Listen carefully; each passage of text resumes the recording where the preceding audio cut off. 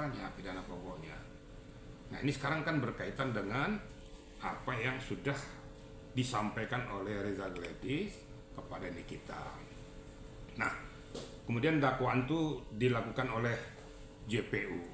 Ada yang bertanya, kenapa 368 sekarang jadi berubah 369? Jadi sehingga hilang pemerasannya? Enggak hilang. Harus bisa dipahami oleh media maupun publik yang tidak mengerti masalah hukum.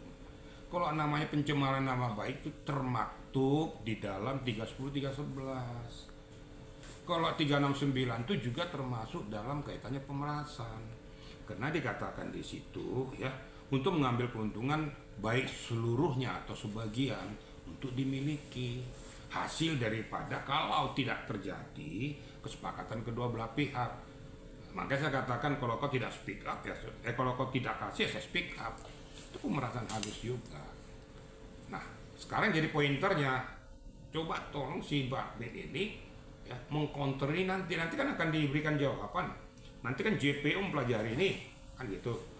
Nanti akan disampaikan lagi tanggapan daripada JPU ataupun ditambah dengan keterangan daripada kuasa hukumnya Reza Gledis. Nah, jadi apa yang sudah disampaikan kemarin itu ya sudah bergulir ya. Itulah suara hati atau keinginan daripada seorang Nikita yang jadi terdakwa. Kemudian yang kedua, yang masalah dikatakan kriminalisasi itu ya silakan aja nanti dibuktikan. Saya tidak mau berdiri dimanapun, saya berdiri di tengah. Kalau betul-betul bisa dibuktikan bahwa itu kriminalisasi, buktikan dengan data fakta hukum dan bukti-bukti yang lain bahwa itu merasa dikriminalisasi atau tidak. Kemudian JPU mengeluarkan dakwaannya sesuai dengan hati nuranimu atau tidak. Kalau tidak sesuai, berikan tanggapannya.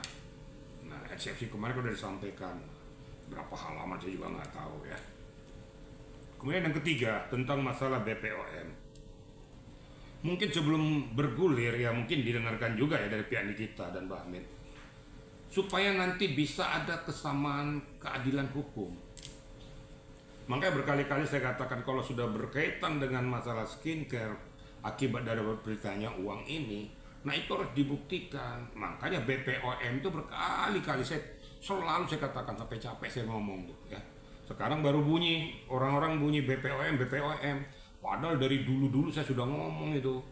Ya. Sebelum sidang bergulir, masih dalam penyidikan, saya sudah ngomong itu. Tolong BPOM itu bunyi. Jangan hanya ngambil uang izin edar saja, walaupun itu digunakan sebagai pajak negara, pada negara. Nah, sekarang ditelusuri, kenapa kamu nggak bunyi untuk menetralisir ini? Supaya nanti kalau memang betul-betul ini memang bermasalah skincare ini, biar bisa diambil langkah tindakan hukum dari Depkes maupun pihak kepolisian. Nah, kalau memang nanti ini memang standar sesuai kelayakan dari BPOM, ya diluruskan supaya dia pihak Reza juga jangan terjepit. Kan tinggal itu aja kan.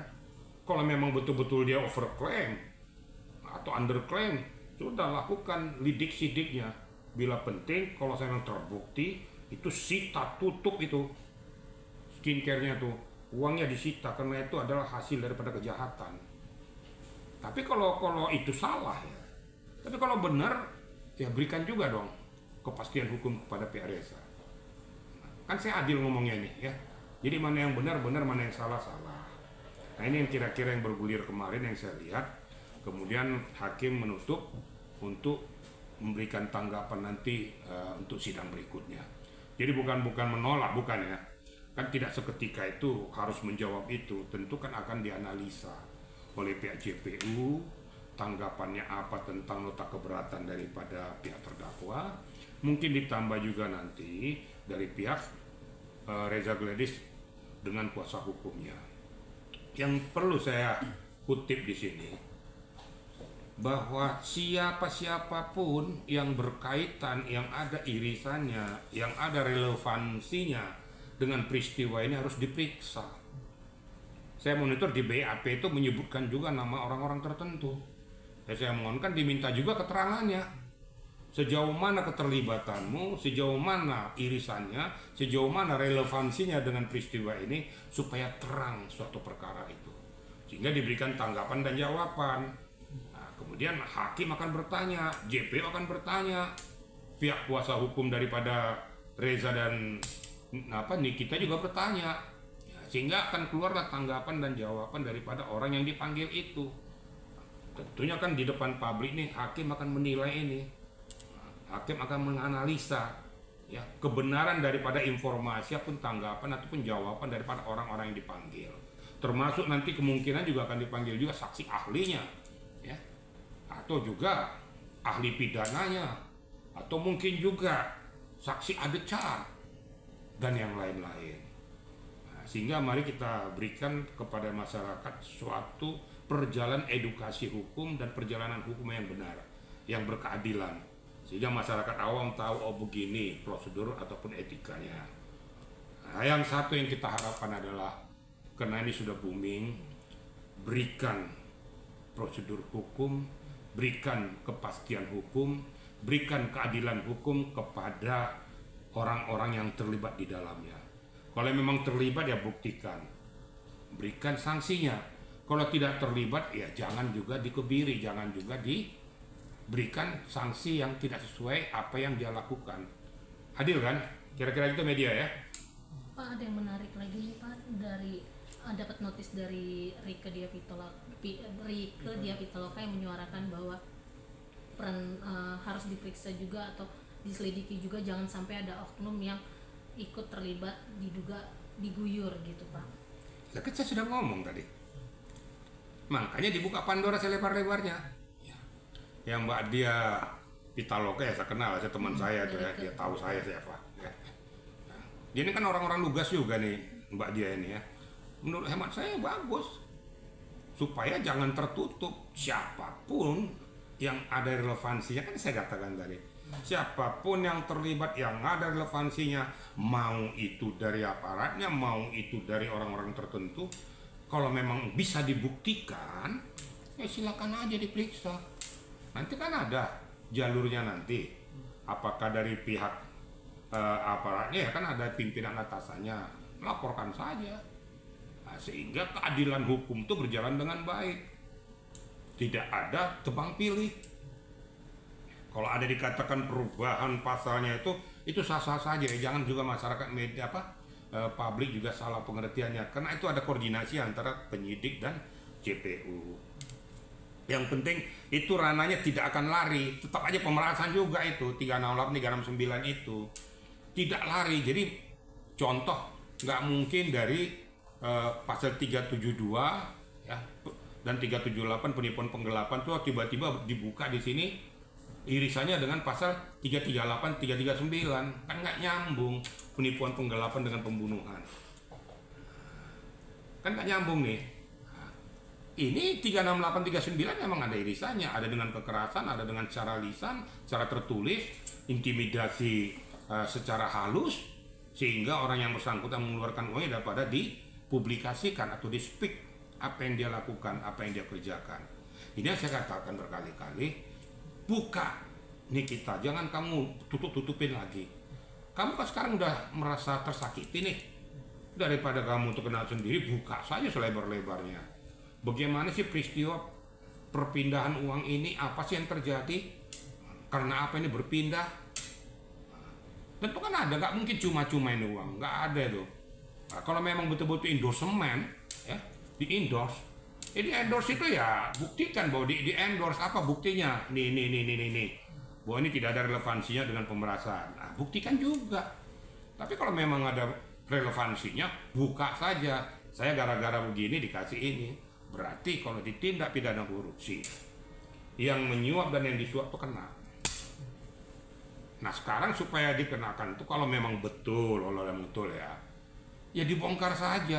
Oh ini menyangkut masalah skincare, karena skincare-nya takut di blow up, bahwa karena skincare-nya itu bermasalah dan sebagainya, makanya dia rela memberikan uang ini kepada saya. Contoh ini ya, tapi kan belum tentu juga. Nah, untuk mengamputasi dan mengeliminir ini, pihak Reza juga harus siap bahwa tidak benar bahwa skincare kami ini bermasalah. Ini buktinya sesuai dengan standarisasi dan kelayakan yang telah dipersyaratkan oleh BPOM. di akhirnya, maka saya katakan tadi, BPOM bunyi, luruskan, jangan lihat kisruh di dalam ini semua, diam-diam aja, sehingga berbunyi bahwa ini memang betul murni pengerasan atau memang berkaitan dengan masalah skincare. Ya, saya juga berharap bahwa pihak hakim juga memanggil pihak BPOM ini. Nah, kalau coba dari awal-awal bunyi, ya kan sudah bisa minimal mengeliminir tanggapan syakwa sangka masyarakat.